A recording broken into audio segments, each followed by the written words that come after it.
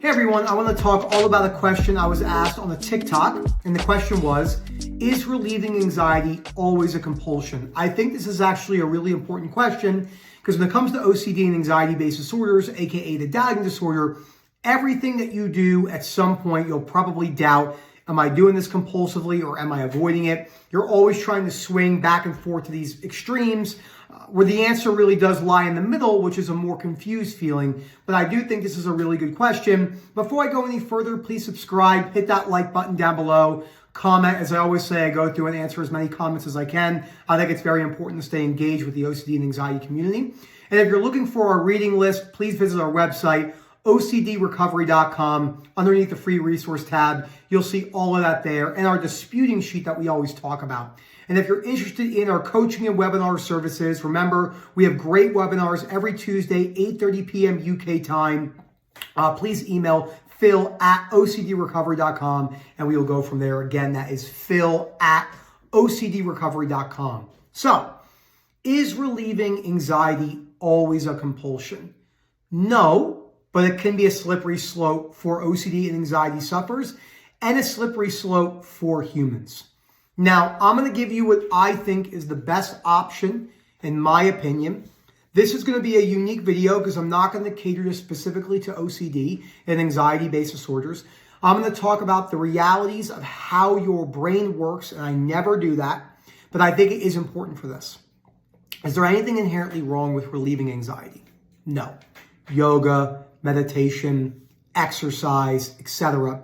Can all of these things that we use, meditation, yoga, exercise, dietary changes, breathing techniques, cold baths, any of that stuff, can that stuff be used to mask the belief? Yes. I think outside of normal healthy structure, the individual's best opportunity for long-term growth, individual, OCD and non-sufferer, is to face and wear anxiety when it comes. I'll give you an example. Let's say you don't have OCD. I'm going to use a little bit more non-OCD sufferer examples in this because I'm going to tie it all in together. Is really stressed and they go for runs. You from the outside think that there's nothing inherently wrong with that, which there isn't, but it's probably not the best choice. And the reason why is you're not actually changing your relationship from a cognitive behavioral therapy standpoint or an REBT, a rational emotive behavioral therapy standpoint, which I think is much more substantially grounded in actually changing your beliefs than watered down CBT today. It's really hard to find good REBT principles unless you read the books. And no, I don't think that's the best option. I think the best option is changing your beliefs about anxiety, looking at it for what it is. It's an extremely uncomfortable sensation when it's coming at the top end of panic, heart palpitations, blurry vision, irritability, anger, resentment. Wearing those sensations as best as you can and changing your beliefs about them and not even using healthy distractions. That's not saying that you can't exercise. Like I exercise 5 days a week. But like, let's say I'm in a situation. Now, I also have OCD, of course, so I have to be more careful than the average person. Taking that awareness into account is really important. Let's say that I'm out somewhere and something is happening in my life. Maybe it's an argument somewhere. Someone's cut me off in a coffee line. I was like, hey, I was standing here and they give me attitude and I feel that kind of anxiety coming up. Trying to do distraction methods to get that to go away is a super slippery slope for us because that's not what's driving the anxiety cycle. It's your belief system. And every time you have a trigger like that, if you're trying to talk your way out of it, what you're doing is neutralizing. I always give people these exposures where I tell them, like, go for a week. It's never going to work out in practicality in the way I'm saying it.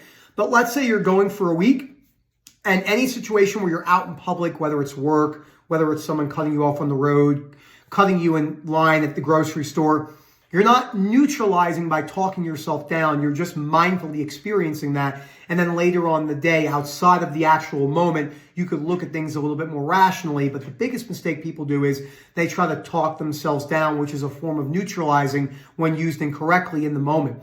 This is for OCD sufferers or non-OCD sufferers. Most non-sufferers use really good things, meditation, yoga in an actual unhealthy way to rid themselves of anxiety, but the underlying belief never changes. The example I always use is the seminars, the Tony Robbins seminars. Like, I love Tony Robbins. I've read one of his books. I think he's terrific.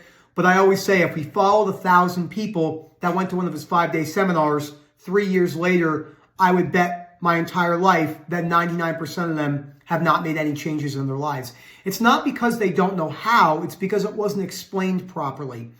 Motivation and inspiration, for an example, that I like to talk about from an anxiety standpoint, can really be like, yeah, I'm going to do these things to get anxiety to go away. But that's not actually how you become comfortable with anxiety. If your main goal is to rid anxiety, whether you're an OCD sufferer or not, more problematic for OCD sufferers and anxiety sufferers, but just as problematic in its own particular ways to non-sufferers, because it doesn't work long-term. We know it doesn't work long-term because the people's beliefs stay the same and they continually stay triggered in those particular situations. The only difference with a non-sufferer is those triggers and chronic anxiety doesn't follow them like it does with OCD and anxiety sufferers. Now, again, to go back to the original question, is relieving anxiety always a compulsion? No, but you want to err on the side of caution. It doesn't mean you can't meditate, doesn't mean you can't do yoga, doesn't mean you can't be spiritual, doesn't mean you can't pray with your religious faith. It doesn't mean you can't go to the gym, doesn't mean you can't go go for runs. It just means that the why behind your doing them, if they're always to rid anxiety. I've never gone to the gym to rid myself of anxiety. I didn't want to go to the gym because I was afraid it would fuel my body dysmorphia. So I tried to prove my way out, which didn't work. Because I was trying to bypass the belief, which was, if I don't have muscle, if I'm overweight, if I don't look the way I want to look, it's the worst thing ever. Really common belief. For anxiety, a lot of people think if I don't go for a run, I'm not going to be able to wear my anxiety. I have to do something to let the steam off my chest. I have to get it off my chest. People, humans in general, benefit the most from wearing the severest, the most uncomfortable emotions, wearing them and going throughout their day and changing their beliefs by looking at them from an REBT principle perspective, a CBT principle perspective, and changing the catastrophic black and white views that you have on these discomforts. Now, that's not going to come easy. It's difficult to change your beliefs on the way you feel from an anxiety standpoint because it feels really uncomfortable. So I think this was a really good question. I wanted to jump on here. It's Sunday, and I wasn't planning on making a video today, but I thought, why not? Got back from the grocery store, throw it on. I was thinking about making this video over the last couple days, thinking about how I wanted to word it. And I do want to close off with something I talk about on my webinars where people ask me, is reassurance only bad for OCD and anxiety sufferers? No.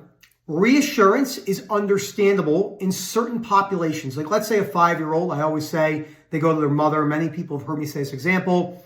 Hey, Mom, am I going to be okay when I get older? And you say, hey, there's a 25% chance you're going to die of cardiovascular disease, 1 in 6% chance you're going to die of cancer. What's cancer? It's this really painful death, or you can die in this thing called a car accident where the car crashes and you get mangled. There's probably not the best thing to say that because they don't understand the thing about their thinking. But reassurance, for the most part, is not based in reality, almost ever, which is okay in certain situations. OCD and anxiety sufferers can't have any amount of reassurance for the most part outside the original, can I get better? Yes, we see people get better, but it's the frequency, asking over and over and over again, am I a good person? Am I going to be able to get better? After the initial questions and after you hear them a couple times, usually it becomes compulsive. Hey, can you say it again and again? But even people, when a 25-year-old female that goes to work at some company who doesn't have OCD and they say, everyone's like, you're going to be great, you're going to be great, you're going to do this. You don't know that. You might suck at your job. Sports is the same thing. Am I good? Yeah, you're great. Keep going. Probably not. Most people are not good at sports. Most people are not good at drawing. Most people are not good at public speaking. Most people are not good at sitting down and concentrating on reading. Most people are not good at following things through consistency. You can build habits on these things, but not everyone's going to be the best at certain things. So a lot of the reassurance that we do in the world sets people up for problems when something goes wrong. This is what Albert Ellis talked about. Reassurance is great until something goes wrong in a non-sufferer, not for OCD and anxiety sufferers. So I did want to touch on that as well. Thank you so much for watching. As always, please email phil@ocdrecovery.com if you're interested in our webinar coaching services. Comment down below. Let me know if you have any questions about this particular thing, and then we'll go from there. Have a good one, everyone.